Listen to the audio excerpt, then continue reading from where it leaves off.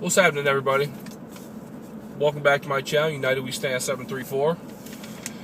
I believe it's June 6th, Saturday morning, nice and early. It's like 7 a.m. and I'm headed into work. And I want to do a video on something that's really been in the news a lot this week, deservedly so. This is a big deal, and that's the situation in Egypt right now. Okay, real quick, I'm going to give you a little background on what's been happening over there. Egypt is the latest incarnation of the Arab Spring. The Arab Spring, for those of you who don't know, is a movement that's happened in the past 3 years in the Mideast, where massive civilian protests against government bodies have deposed several governments throughout the Mideast. Most notably in Libya, where we helped them overthrow Gaddafi, which was looking like probably a pretty big mistake, because Libya is a fucking disaster area right now. They tried it in Syria, and Syria is in the midst of a absolutely horrific 2.5 year civil war where it looks like the government's going to win. And it happened in Egypt, where people got fed up with the long time, I guess you could call him a dictator, autocrat, whatever you want to call him. That was Hosni Mubarak. So we'll just do a real quick timeline of what happened in Egypt. People protested Hosni Mubarak. They got fed up with him. Before I do anything, before I actually go into this, I just want to go into two things that jump out at me that happened in Egypt. This is pretty interesting. One was right after Hosni Mubarak got deposed, and that was in October of 2012. 29 Christians were murdered. This really doesn't have anything to do with the video. I'm throwing it out there anyways. Were murdered at a protest because they were protested by government troops now. They were protesting one of their churches being burnt down, okay? In April of this past year, once again, Muslims attacked the Coptic Christian Church's Grand Cathedral in Egypt. So, hearkening back to my video, The War on Christianity, bad time to be a Christian in Egypt, especially now that the Muslim Brotherhood has power. All right, back to my original story. Okay, back on topic, as the kids say nowadays. So, Mubarak's deposed. Pretty much the military took over the country in the meantime, just to hold everything together and get it in, to get the country ready for its first democratically held elections in a long time. And they did that. So they held the elections, and June 30th of 2012, Mohamed Morsi, who was a member of the Muslim Brotherhood, was elected president. He won by 51%. Very close election. So that shows you that country is divided right down the middle. But Mohamed Morsi, who is a member of the Muslim Brotherhood, was elected government. Democratically elected. He won fair and square. Okay? Well, unless there was voter fraud, whatever. I can't speak to that. But he was elected by the people of Egypt. He won like a 51-point-something majority. So it's very close. Morsi's administration has been pretty disastrous. Okay? One of the big topics for Egypt at the time, like every other country in the world, was its economy. Its economy was really struggling. They went through a lot of their reserves. And Morsi, he tried to make some moves. He tried to do some things to fix the economy, and it had failed. Egypt's economy never, a year in, basically, Egypt's economy never really recovered. And in November of this past year, Morsi did something that really pissed people off. He basically passed a resolution or a law or an executive order, whatever it was, but it essentially gave him unlimited power. It pretty much said any rule he makes or any order he issues cannot be gone over by it can't be reviewed by any other political committee or party. So pretty much what he says goes. So obviously there's not a lot of democracy in that.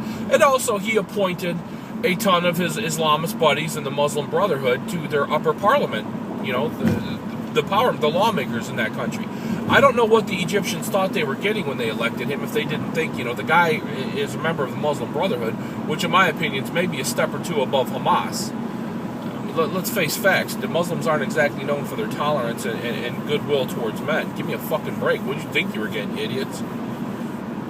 So after he passes this binding resolution, people really go apeshit, and the protests begin. People start. There were months of protests, massive issues. It was just a huge clusterfuck. It was a huge. This is all throughout April, May, June, and June especially. The military finally gets fed up with it and says, all right, here's the deal. They go to President Mohamed Morsi and say, you got 48 hours to get the fuck out of office. We're taking over. You're done. The people don't want you in here anymore. Not exactly how we do it here in America, but I guess a little more effective. Mohamed Morsi tells the military, go fuck itself. I'm staying in office. Blah, blah, blah. 48-hour deadline comes and goes. Military pulls him out of office. Okay. They deposed Mubarak, pretty much canceled the Islamist-based constitution, and got rid of the Islamist members of the Egyptian upper parliament.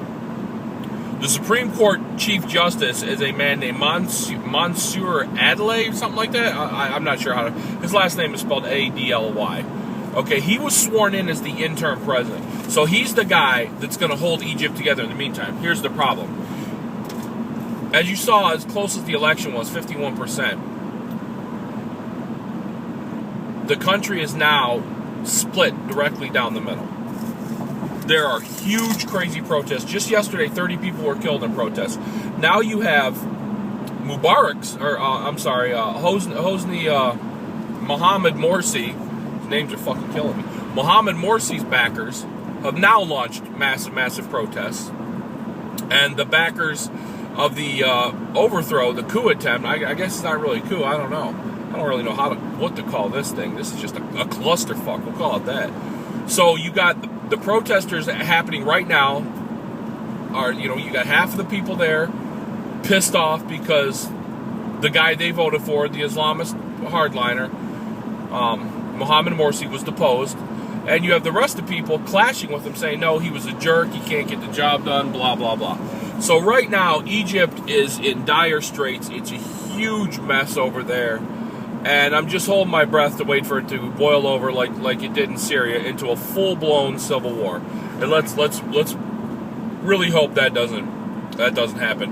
And if you're wondering what is Washington doing about it, what do you think Washington's doing about it? With the absolute worst, most pathetic State Department in American history.